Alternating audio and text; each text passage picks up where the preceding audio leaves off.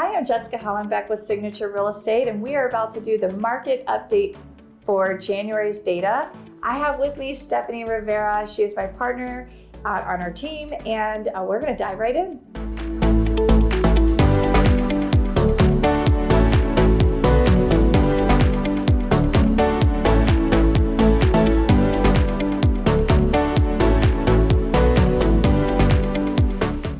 The biggest thing that I want to talk about is actually the rental prices right now, because that is a factor that's not talked about that often. And the median rent right now is about actually it's the average. The least is $2,053. That is the current average for the entire market. So that's including all sides of town, like not just good areas, bad areas, however you want to look at it. It is all sides of town. That's a mortgage. It is a mortgage, absolutely. And that is a trend right now that is just absolutely going up. So we're gonna show this graph and you can clearly see how the prices are just going up, and how they're doing that. So rents are driving people to buy homes because it is a mortgage price, right? Right. So we really wanna encourage people to consider purchasing, even if you're going to get a little less home than you're used to, but things are changing. If you have a budget, you want to have the time of growing appreciation with the appreciation to grow your equity, because anyone that's purchased in the last couple of years has a decent equity stake. Right. And you could actually turn around and take that and use it to a purchase in the future. Right.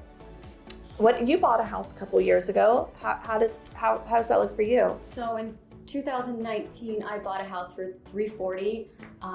It has went up to about $400,000 now, $450 I think. And I'm getting ready to buy another house, and I want to put this one on the market for rent. And right now, I think it's going to go for $2,400, which is really incredible when you think about it. So there's so many ways to maneuver how you're going to move your real estate.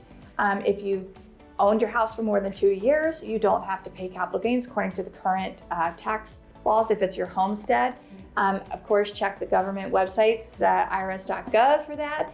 But just in general, there are so many ways to make things work for you, or turn around and take it into a rental, do a low down payment option, make another purchase. I truly believe that real estate is a wealth tool, and it has been very clear that has been the case in the last few years. And over time in history, that is absolutely the case. Yeah. The housing snapshot, every time we do this, we always have to talk about the median home price. Yeah. Because it has gone up. What's the new record high right now? We're at 435, right? Yeah, 435. 435,000. That is a record high. It had a pretty good jump from the last month. It was stabilizing just a tiny bit, but just still going up. So it's been interesting to kind of watch that. What I've heard is that things are going to stay this trend, but not as high of a jump as 2021. That we're going to continue to see 2022 going upward. Right. What do you think about that? I'm excited. I'm hoping to see more homes being put on the market. I've got a lot of eager buyers right now, so that would put them in a really good position. Yeah. So you just had a listing that went on the market.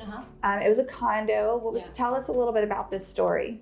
So my sellers were moving out, and we were expecting just basic list price, but we got 13 offers and 2 were in cash offers. We had a few good conventional offers as well, but really cash is king for a lot of people. So we are actually today we're going to be accepting an offer.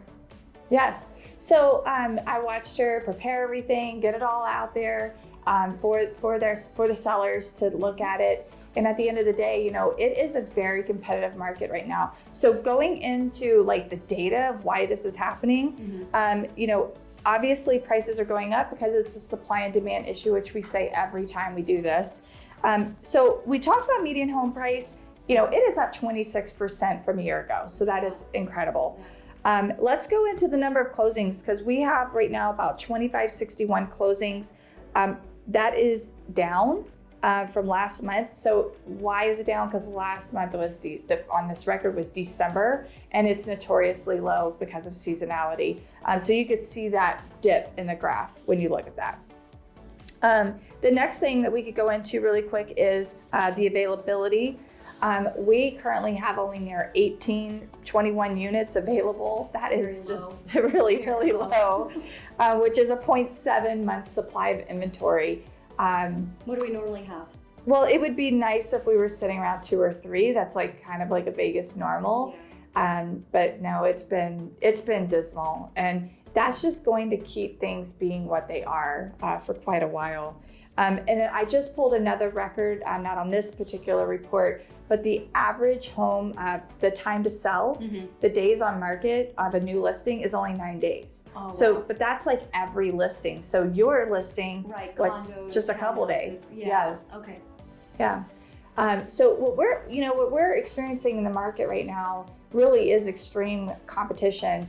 But the condo market is really where we're seeing this increase right now. And I kind of said it a couple months ago because it's the affordability aspect. Yes. What was your condo listed at? So my condo was a 2-bedroom, 2-bath, only one owner, and it was listed at $240, and we had offers coming in at $250, $251. So This is the trend. I mean, this really is, and I've had a couple recently that were in the higher price range, more like $1 million, and we're getting multiple offers on those too. Maybe not 13, 14 offers, but 2, 3 at the same time is not uncommon because of course, low interest rates and things like that. So it's competitive in all areas right now. So how would you combat that if you are on the buy side? I mean, you're representing a good bit of buyers right now. yes, you have to be motivated. You have to be competitive right now. There's just little tricks in the contract that kind of make it more appealing for them to want to go with your offer, even if it is conventional and you don't have as much down. There are different ways that you can be more competitive. Exactly. So those are strategies that we work on constantly, is how can we make an offer the best? Right. And whenever we're listing a house for sale, we know these same exact strategies. So wearing both hats gives us an advantage in the marketplace.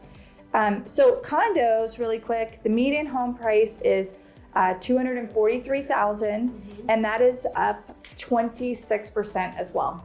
So that is a very big increase. And actually, when you look at the graph of this, it was kind of just stable and then shot up in the last like 8-9 months, which it just is a thing right now.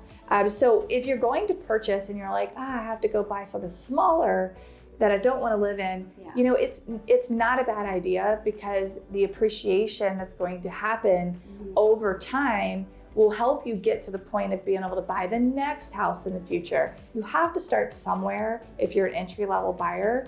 And so our advice is, don't be afraid. You have to live somewhere anyways.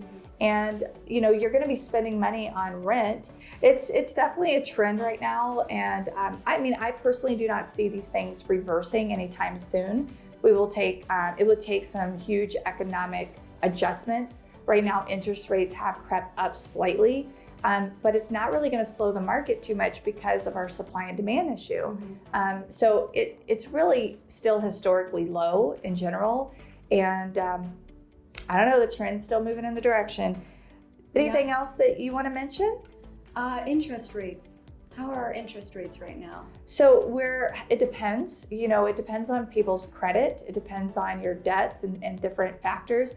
But if you're like an A+ person, I think you can still get close to about, 3.25. It also, there's a lot of factors, how much down you're gonna do, et cetera, on your loan program. But if you're getting anywhere right around 4% for an average borrower right now, you're doing okay. At least that's my thought right now. Yeah, my sellers bought their place for 8%. So right now I feel that, you know, if you're gonna buy, this is a really great time. That is true. I mean, there were times where, you know, the rates were in the teens. Yeah. And then, you know, just so many years ago, it was like 6, 7, 8%. Right. And we're still like talking about 4% right now. So it's not a bad thing, this small fluctuation in the interest rate. I mean, it's good for us to have the interest rate low because more buyers are able and have more purchasing power. Sure. But, you know, I don't know if I think we'll see these, you know, anything higher for a while because the market, just the economy as a whole should not be halted by interest rates. Right. So it's a fragile economy with inflation and things like that right now. But I think this trend of hovering around 4% is going to stay around. So thank you for taking the time to do this update with us. Please subscribe to our YouTube channels and like our videos. Liking it is very important for us because it helps other people see it. And we just want to wish you a great day.